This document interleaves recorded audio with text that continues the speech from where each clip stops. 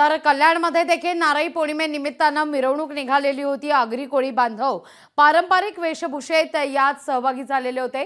दुर्गाडी किल्ल्यासमोरील गणेश घाटावर दर्याला नारळ अर्पण करत या ठिकाणी मिरवणूक निघाली आहे। अर्थात कोळी बांधवांनी या ठिकाणी थर देखील रचलेले आहेत। आमदार विश्वनाथ भोईर या मिरवणुकीत सहभागी झाले होते।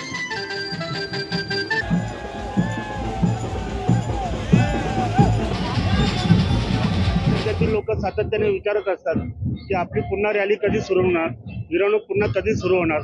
त्या हिशोबाने सर्व लोकांच्या मागणीनुसार या वर्षीपासून रॅली पूर्णपणे मिरवणूक ही चालू केलेली आहे।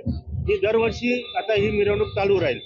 या पद्धतीने जो सण आहे नारळी पौर्णिमेचा, या सणाची माहिती सगळीकडे पसरवणे, ती संस्कृती जपणे आणि नवीन पिढीमध्ये आपले जे सण आहेत हे सण आणि त्याच्या परंपरा रूढी ह्या त्यांच्यामध्ये रुजवणे, जेणेकरून ही जी आगरी कोळी समाजाची मुख्य परंपरा आहे, फार चांगली परंपरा आहे, ही पुढे सुद्धा चालत राहील पाहिजे। लोकशाही मराठी ऐका, पहा, जागरूक रहा।